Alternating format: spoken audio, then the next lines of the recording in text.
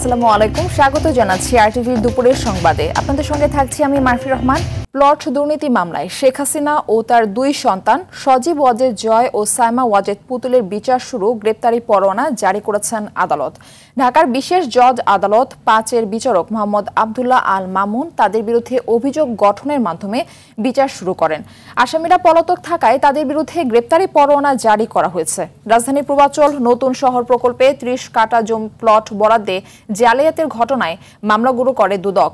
এই বিষয়ে দুদকের প্রসিকিউটর মীর আহমেদ আলী সালাম বলেন, এসব মামলার একটিতে শেখ হাসিনা সহ ১২ জন, দ্বিতীয়টিতে শেখ হাসিনা ও সজীব ওয়াজেদ জয় সহ ১৭ এবং তৃতীয়টিতে শেখ হাসিনা ও সাইমা ওয়াজেদ পুতুল সহ আসামি ১৮ জন। আসামিরা আদালতে উপস্থিত না থাকায় তাদের বিরুদ্ধে গ্রেপ্তারি পরোয়ানা জারি করা হয়েছে। একই সঙ্গে সাক্ষ্য গ্রহণের জন্য ১১ আগস্ট দিন ধার্য করা হয়েছে বলেও জানান মীর আহমেদ আলী সালাম। ২৭ জনের বিরুদ্ধে অভিযোগ গঠন করা হয়েছে এবং মামলার বিচারিক কার্য শুরু করার জন্য তিনি আগামী ১১-৮ তারিখে তিনি ধার্য করেছেন শেখ হাসিনা পরিবারের যে ৩ জন, সেই ৩টা ৫ নম্বর কোর্টে, এবং শেখ রেহানা, তার কন্যা আজমিনাম সিদ্দিক এবং তার পুত্র রেদওয়ান সিদ্দিকির বিষয়ে যে শুনানি হয়েছে সেইখানে ১৩ তারিখে ধার্য করা হয়েছে সাক্ষ্য গ্রহণের জন্য। রাষ্ট্রীয় নিয়োগ ও মৌলিক অধিকার নিয়ে ঐক্যমত্য কমিশনের বৈঠক চলছে। সরকারি কর্ম কমিশন, দুদক, হিসাব নিকাশ নিরীক্ষক ও নিয়ন্ত্রক এবং নেপাল নিয়োগের বিধান নিয়ে শেষ দিনের আলোচনায় রাজনৈতিক দলগুলোর সাথে বৈঠকে বসেছে জাতীয় ঐক্যমত্য কমিশন। এছাড়াও আলোচনার এজেন্ডায় রয়েছে উচ্চকক্ষ গঠন পদ্ধতি, রাষ্ট্রপতি নির্বাচন ও ক্ষমতা এবং নাগরিকের মৌলিক অধিকার সম্প্রসারণের বিষয়। কমিশনের প্রত্যাশা, আজকের মধ্যেই নিষ্পত্তি করা যাবে অমীমাংসিত প্রস্তাবগুলো। যথারীতি আজ বৈঠকে অংশ সবগুলো রাজনৈতিক দলের অংশ নিয়েছে। আমরা এটা গতকালকে দিয়েছি, আমি আর সেদিকে নিবেদনের ব্যবস্থা না করে দুদককেও একটু সময় দেন, কাজ করতে দেন। সরকারি কর্ম কমিশনের চেয়ারম্যান ও সদস্যদের যোগ্যতা, অযোগ্যতা, বয়সসীমা, কর্মের শর্তাবলী, কর্মপরিধি, স্বচ্ছতা ও জবাবদিহিতার ব্যবস্থা, পদত্যাগ ও পুনর্নিয়োগ লাভের সুযোগ, অধিকার ইত্যাদি সংসদ কর্তৃক প্রণীত আইন দ্বারা নির্ধারিত হইবে। আমরা এখন এখানে বসে ভাইবা ২০ হবে না, ভাইবা ২০০ হবে না, ৫০ হবে, উনি যে সাজেশনগুলি দিয়েছেন রিয়েলিস্টিক্যালি এটা ঘটেছে, এটা আমরা এখানে আলোচনা করার একটা রেকর্ড থাকবে।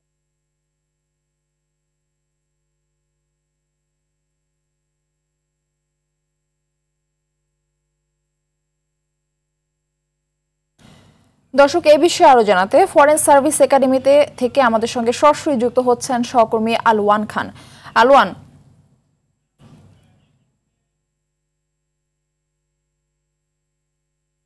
দর্শক দুঃখিত, এই মুহূর্তে কথা বলছেন সালাউদ্দিন আহমেদ, আমরা সরাসরি চলে যাচ্ছি সেখানে। আবার ফেরত আসবে এবং 4th রিডিংয়ে সেটা পাস হয়।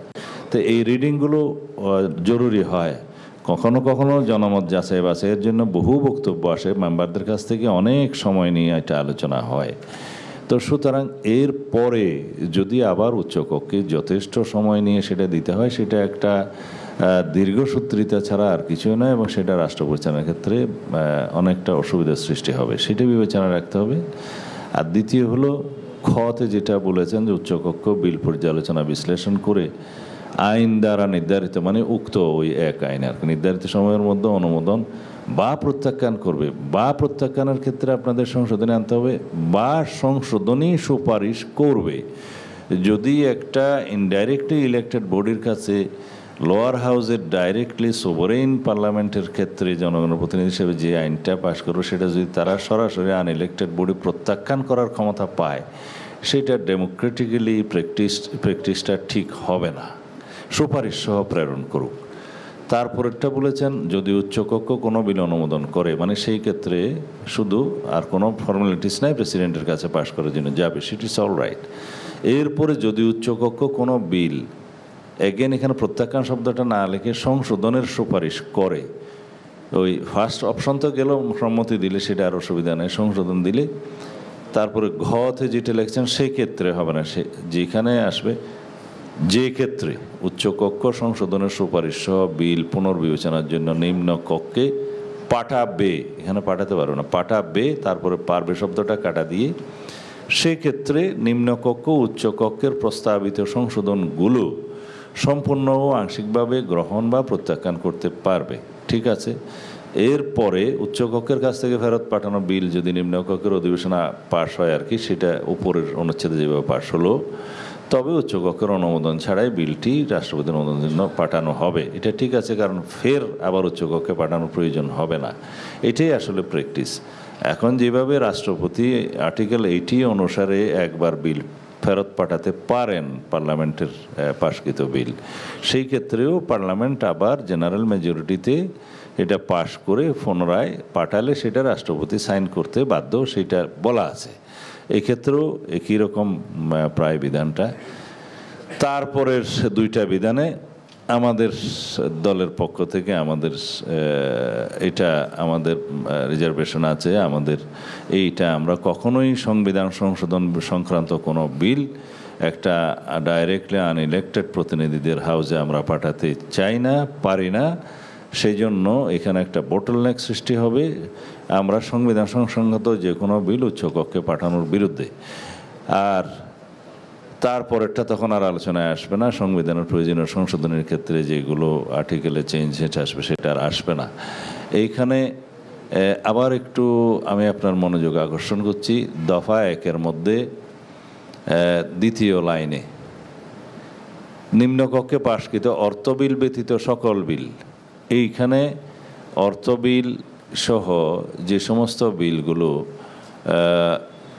আমরা 70 অনুচ্ছেদে পার্লামেন্ট মেম্বারদেরকে স্বাধীনতার ক্ষেত্রটা রাখি নিয়ে আমরা সবাই এখানে অর্থ বিল আছে, আস্থা ভোট আছে, সংবিধান সংশোধনী আছে এবং জাতীয় নিরাপত্তা উইদিন ব্র্যাকেট যুদ্ধ পরিস্থিতি আছে।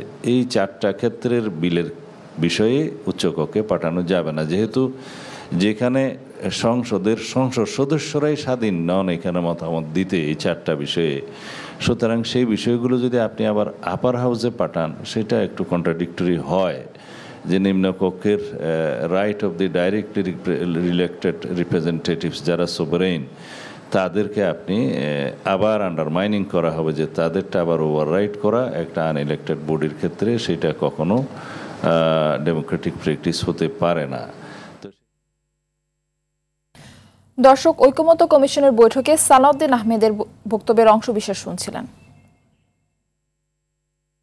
জুলাই ঘোষণাপত্র, জুলাই সনদ দ্রুত বাস্তবায়ন এবং তা স্থায়ী বিধানে যুক্ত করার দাবিতে রাজধানীতে শাহবাগে অবস্থান কর্মসূচি পালন করছেন জুলাই যোদ্ধারা। বেলা 11টার দিকে তারা সড়ক অবরোধ করে জুলাই শহীদ পরিবার ও জুলাই যোদ্ধাদের ব্যানারে অবস্থান কর্মসূচি শুরু করেন তারা। এতে শাহবাগ মোড় ও এর আশপাশের সব সড়কে যানজটের সৃষ্টি হয়েছে।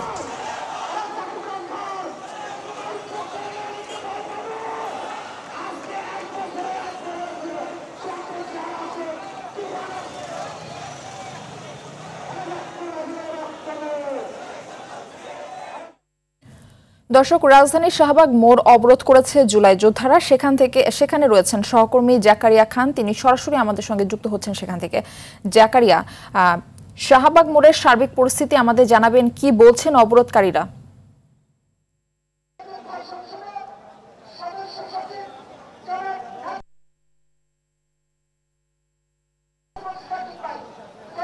জি মারফি, এই মুহূর্তে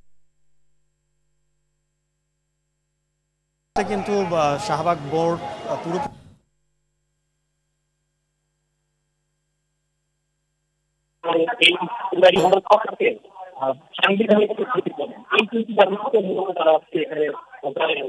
আমরা যেমনটি দেখছিলাম যে এখানে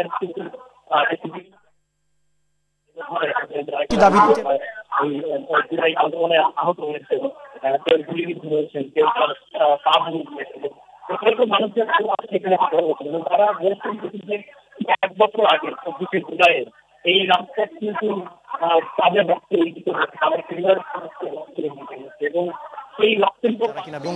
সেই রক্তের উপর পাড়া দিয়ে আজকে বিভিন্ন সেই জুলাইয়ে যারা অংশগ্রহণ করেছিল তারা কিন্তু বিভিন্ন রাজনৈতিক দলে যোগ দিয়েছে। এই জুলাই গণঅভ্যুত্থানে অংশগ্রহণ করেছিলেন তারা কিন্তু অবহেলিত হচ্ছেন এবং তাদের স্বীকৃতি দেওয়ার ব্যাপারে কিন্তু সবাই উদাসীন, সরকার সহ সবাই উদাসীন এবং তারা এখান থেকে হুঁশিয়ারি দিচ্ছিলেন এই ইন্টারিম গভর্নমেন্টকে যে এই গভর্নমেন্টকে তো তারাই এই ক্ষমতায় বসিয়েছেন এবং দেশ পরিচালনার দায়িত্ব দিয়েছেন। সেখান থেকে তাদের যে এই ন্যায্যের দাবি যে জুলাই সনদ প্রণয়ন বা জুলাই ঘোষণাপত্র দেওয়া এবং এটি স্বীকৃতি দেওয়া, দাবিগুলো মানার জন্য কিন্তু তারা এখানে অবস্থান নিতে দৃষ্টি আকর্ষণ চেষ্টা করছেন। এবং এখানে কয়েকজন আহত আহতদের সাথে আমরা কথা বলছিলাম, তারা যেটি বলছেন যে যতক্ষণ পর্যন্ত সরকার তাদের যৌক্তিক দাবিগুলো না মেনে নেবে ততক্ষণ পর্যন্ত কিন্তু তারা এই শাহবাগ ছাড়বেন না। এবং এই ফলে যেটি হয়েছে, তারা শাহবাগে অবস্থান করার ফলে এখানে কিন্তু যান চলাচল বিঘ্নিত হচ্ছে, বন্ধই রয়েছে যান চলাচল এবং মানুষজনের কিছুটা ভোগান্তি হচ্ছে। তারপরেও তারা বলছেন যে 1 বছর আগে। জাকারিয়া, ধন্যবাদ আমাদের সঙ্গে যুক্ত থাকার জন্য। 1 বছর পার হলেও শহীদ ও আহতদের সঠিক তালিকা ও পুনর্বাসন করতে না পারায় ক্ষোভ প্রকাশ করেন বিএনপি মহাসচিব মির্জা ফখরুল ইসলাম আলমগীর। রাজধানীতে এক অনুষ্ঠানে মির্জা ফখরুল সংস্কারের নামে নির্বাচন পিছিয়ে দেওয়ার চেষ্টা করা হচ্ছে বলে আবার অভিযোগ করেন। ক্ষমতায় যাওয়ার জন্য নয়, বিএনপি জনগণের মালিকানা ফিরিয়ে দিতে নির্বাচন চায় বলে মন্তব্য করেন মির্জা ফখরুল। মানুষের বসবাসযোগ্য একটি রাষ্ট্র নির্মাণ করতে চায় বিএনপি। মৌলিক বিষয়গুলো সংস্কার করে ফেব্রুয়ারিতে নির্বাচন দেওয়ার দাবি বিএনপি মহাসচিবের।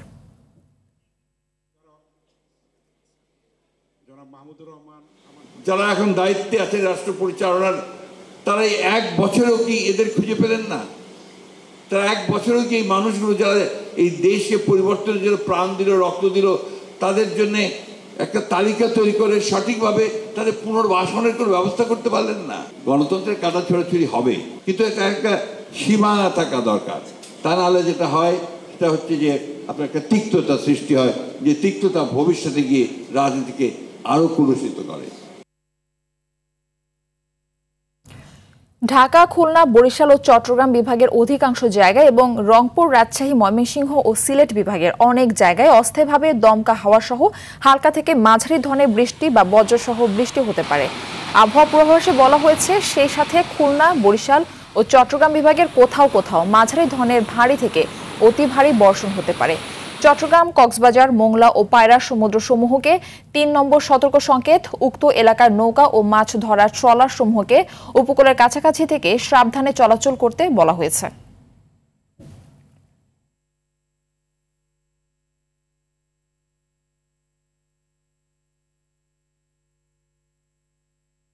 এদিকে উজান থেকে আসা ঢলের পানি কমছে লালমনিরহাটে। এতে ঘরবাড়ি ও রাস্তাঘাট ধীরে ধীরে ভেসে উঠছে, তবে ক্ষতিগ্রস্তদের দুর্ভোগ এখনো কাটেনি। পানিতে নষ্ট হয়ে গেছে ঘরবাড়ি, ফসলি জমি ও কাঁচা রাস্তা। অনেকের ঘরবাড়ি বসবাসের অনুপযোগী হয়ে পড়েছে। পানি উন্নয়ন বোর্ড জানিয়েছে, ভোরের তিস্তা ব্যারেজ পয়েন্টে পানি বিপদসীমার 17 সেন্টিমিটার নিচে নেমে আসে। পানি কিছুটা কমলেও বন্যার প্রভাব কাটেনি দুর্গত এলাকাগুলোতে। মঙ্গলবার রাতে অতিরিক্ত পানির চাপে হাতীবান্ধা উপজেলার ধুবনি এলাকায় একটি পুরনো বাঁধ ভেঙে ফসলি জমি ক্ষতির মুখে পড়ে।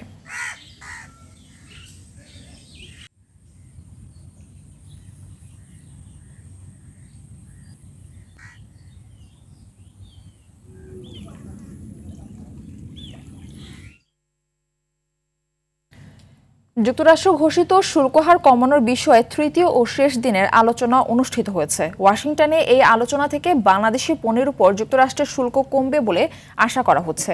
তবে আজকের বৈঠকের বিষয়ে এখনো বিস্তারিত কিছু জানা যায়নি। বাণিজ্য উপদেষ্টা শেখ বশির উদ্দিনের নেতৃত্বে একটি দল 3 দিনের এই আলোচনায় অংশ নিয়েছে। অন্যদিকে শুল্ক ও বাণিজ্য বিষয়ক কর্মকর্তাদের সঙ্গে নিয়ে যুক্তরাষ্ট্রের পক্ষে নেতৃত্ব দিয়েছেন সহকারী বাণিজ্য প্রতিনিধি ব্রেন্ডন লিঞ্চ। আর বাংলাদেশের পক্ষে চুক্তির পুরো বিষয়টি সমন্বয়ের দায়িত্বে রয়েছে বাংলাদেশ দূতাবাস।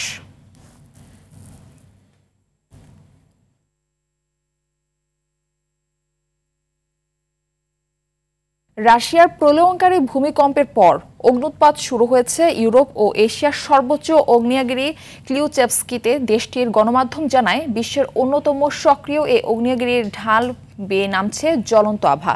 এদিকে ভূমিকম্পের প্রভাবে চিলিতে জারি করা হয়েছে সুনামি সতর্কতা। অন্যদিকে সুনামির প্রভাবে চীনে শুরু হওয়া বন্যায় এখন পর্যন্ত 38 জন নিহত হয়েছে।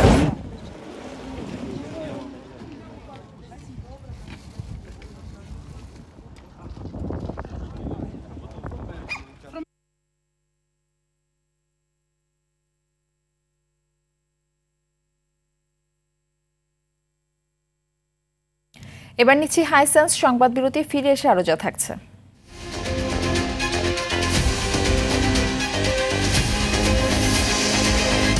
এবার ফিলিস্তিনকে রাষ্ট্র হিসেবে স্বীকৃতি দেওয়ার ঘোষণা কানাডার। থেমে নেই গাজা জুড়ে ইসরায়েলি নৃশংসতা, ৭১ ত্রাণপ্রার্থী সহ শতাধিক প্রাণহানি।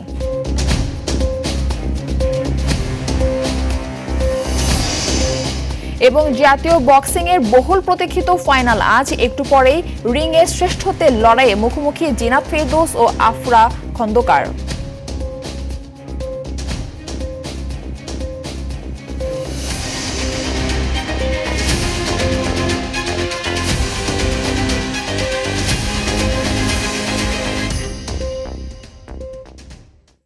আজ ৩১ জুলাই ২০২৪। ৯ দফা দাবিতে হাইকোর্টের সামনে ছিল মার্চ ফর জাস্টিস কর্মসূচি। শান্তিপূর্ণ সেই কর্মসূচিতেও আসেনি পুলিশি বাধা। গণ আটকের প্রতিবাদে পুলিশের প্রিজন ভ্যানের সামনে দাঁড়িয়ে যান এক নারী শিক্ষার্থী, হয়ে ওঠেন আন্দোলনের সাহসের প্রতীক। সেদিনের ঘটনার স্মৃতিচারণ করে শিক্ষার্থী নুসরাত জাহান বলেন, বেসরকারি বিশ্ববিদ্যালয়ের নারী শিক্ষার্থীদের অবদান আজও অম্লান। সাকিবুর রহমানের রিপোর্টে দেখুন সেদিনকার ঘটনা প্রবাহ। কোটা সংস্কার আন্দোলনে তখন বিপ্লবের স্ফুলিঙ্গ ছড়িয়েছে দাবানলের মতো। সুপ্রিম কোর্টের মাজার গেট এলাকায় এভাবে প্রিজন ভ্যানের সামনে দাঁড়িয়ে যান নুসরাত। নিজ বিশ্ববিদ্যালয়ের শিক্ষার্থী নূর আলমকে তখন গ্রেফতার করে প্রিজন ভ্যানে তুলেছে পুলিশ।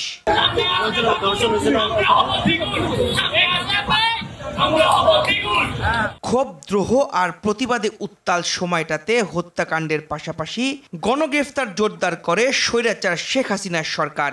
মার্চ ফর জাস্টিস কর্মসূচিতে নূর আলমকে গ্রেফতারের পর তার এই রক্তচক্ষুই বলে দেয় কতটা ক্ষোভ জন্ম নিয়েছিল জালিম শাহীর বিরুদ্ধে।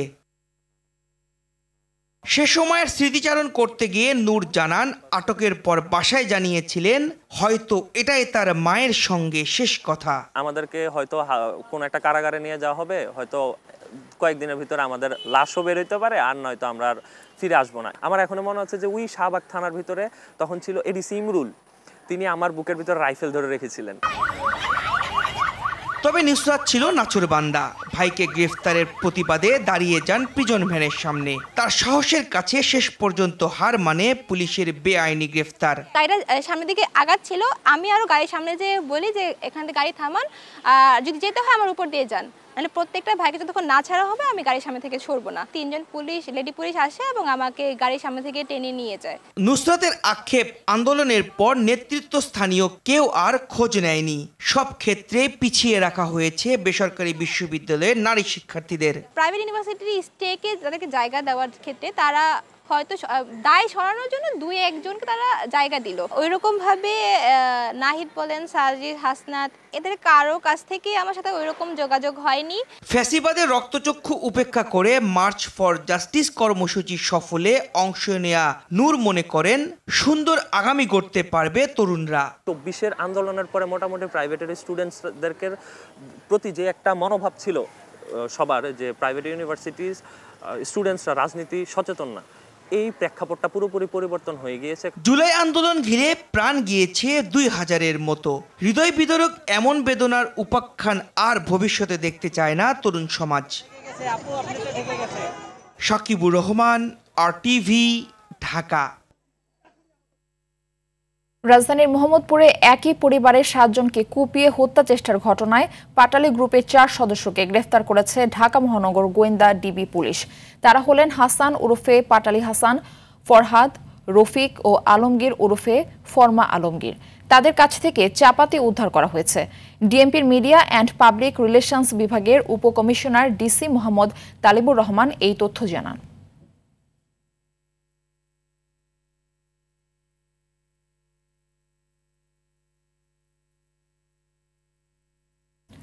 রাজধানীর মোহাম্মদপুরে সুমন হত্যাকাণ্ডের ঘটনায় জড়িত পিচ্চি মুন্নাকে গ্রেফতার করেছে র্যাব। বুধবার রাজধানীর চকবাজার থেকে তাকে গ্রেফতার করা হয়। দুপুরে এক সংবাদ সম্মেলনে সংস্থাটি জানায়, গত ফেব্রুয়ারিতে আইনশৃঙ্খলা বাহিনীর কাছে গ্রেফতার হয় মুন্না। পরে ১ মাস আগে জামিনে বের হয় সে। এরপর সে জানতে পারে সুমন তাকে ধরিয়ে দেয়। এর প্রতিশোধ হিসেবে অজ্ঞাত একটি নাম্বার থেকে কল দিয়ে বুদ্ধিজীবী কবরস্থানে ডাকা হয় সুমনকে। সেখানেই তাকে কুপিয়ে হত্যা করে পিচ্চি মুন্না ও তার বাহিনী। পরে বিভিন্ন সূত্র ধরে রাজধানীর চকবাজার থেকে গ্রেফতার করা হয় পিচ্চি মুন্নাকে।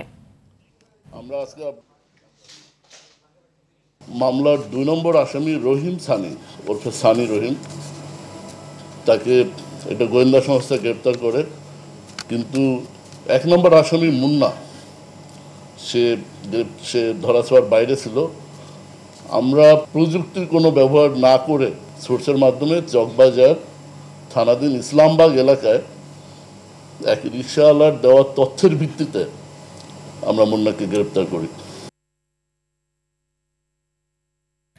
সময় টেলিভিশনের সাবেক এমডি আহমেদ জুবাইরকে বাদ দিতে প্রতারণা ও কাগজ জাল জালিয়াতির অভিযোগে বর্তমান চেয়ারম্যান মোর্শেদুল ইসলাম ও এমডি শম্পা রহমানের বিরুদ্ধে মামলার নির্দেশ দিয়েছে হাইকোর্ট।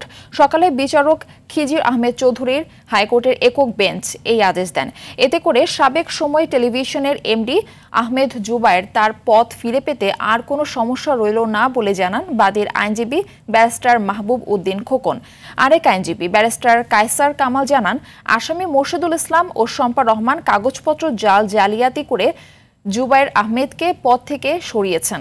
কোর্টে ভুয়া কাগজপত্র দাখিল করার অভিযোগ তাদের বিরুদ্ধে ক্রিমিনাল মামলা দায়ের করার নির্দেশ দেয় আদালত। জেনে শুনে উদ্দেশ্যমূলকভাবে মহামান্য হাইকোর্টে কিছু নথি এবং কাগজপত্র সাবমিট করেছিলেন, যেগুলো ফ্রড হিসাবে প্রমাণিত হয়েছে এবং তাদের এই ফ্রডুলেন্ট অ্যাক্টিভিটিসের কারণে মহামান্য সুপ্রিম কোর্ট আজকে অর্ডার দিয়েছেন এই 2 জনের বিরুদ্ধে ক্রিমিনাল অর্থাৎ ফ্রডুলেন্ট প্রসিডিংস ড্র করার জন্য। যুক্তরাষ্ট্রের বাংলাদেশের ভাবমূর্তি ভালো আছে বলে মন্তব্য করেছেন অর্থ উপদেষ্টা সালেউদ্দিন আহমেদ। বলেন, যুক্তরাষ্ট্রের বিভিন্ন কোম্পানির বকেয়া পরিশোধ করা হয়েছে। এরপর বাংলাদেশের প্রতি ইতিবাচক মনোভাব পোষণ করে ইউএস চেম্বার থেকে চিঠি পেয়েছি। সম্প্রতি সচিবালয়ের সরকারি ক্রয় সংক্রান্ত উপদেষ্টা পরিষদ কমিটি এবং অর্থনৈতিক বিষয় সংক্রান্ত উপদেষ্টা পরিষদ কমিটির বৈঠক শেষে তিনি এই কথা বলেন। এ সময় বাংলাদেশি পণ্যের উপর যুক্তরাষ্ট্র যে পাল্টা শুল্ক আরোপের ঘোষণা দিয়েছে সে হার দেশটি কিছুটা কমাবে বলে আশাবাদ ব্যক্ত করেন অর্থ উপদেষ্টা সালেউদ্দিন আহমেদ।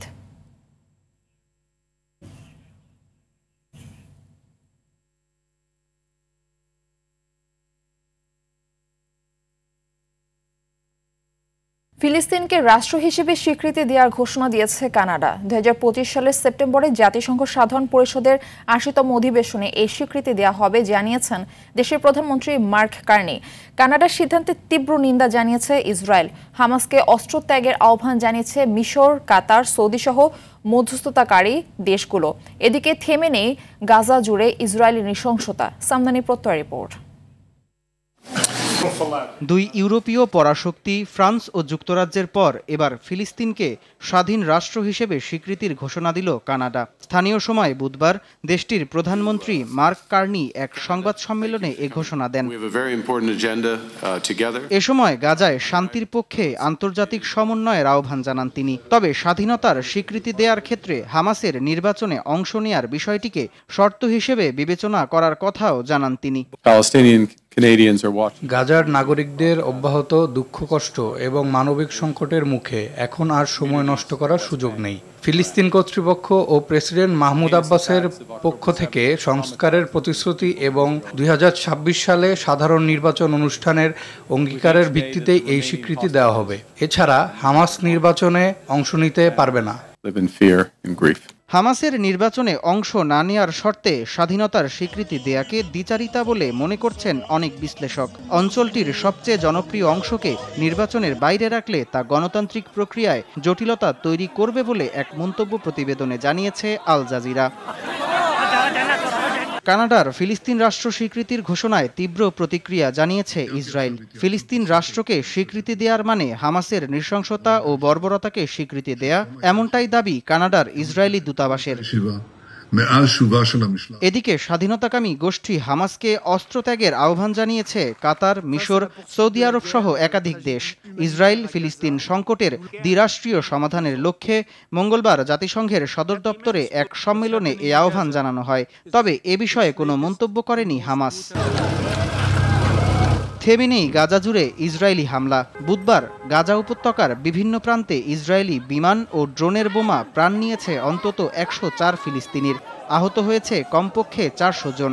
এদিনও ত্রাণ নিতে গিয়ে প্রাণ হারান অন্তত 71 জন ফিলিস্তিনি। সামদানি প্রত্যয়, RTV। জাতীয় বক্সিং চ্যাম্পিয়নশিপের নারী বিভাগে 52 কেজি ওজন শ্রেণীতে সেরা হওয়ার মিশন যুক্তরাষ্ট্র প্রবাসী বক্সার জিনাত ফেরদৌসের। মোহাম্মদ আলী বক্সিং স্টেডিয়ামে বিকেল 3টায় ফাইনালের লড়াইয়ে তাকে মোকাবেলা করতে হবে নারী ফুটবল দলের অধিনায়ক আফিদা খন্দকারের বোন আফরা খন্দকার প্রাপ্তির। এদিকে পুরুষদের 48 কেজিতে শিরোপার জন্য সেনাবাহিনীর অনেক হাওলাদার লড়বে আনসারের লিমনের বিপক্ষে। 51 কেজিতে রাজশাহীর রাসেল কবিরের প্রতিপক্ষ সেনাবাহিনীর আরিফুল ইসলাম। 54 কেজিতে মুখোমুখি হবেন আনসারের উৎসব আহমেদ ও সেনাবাহিনীর রাকিব হোসেন।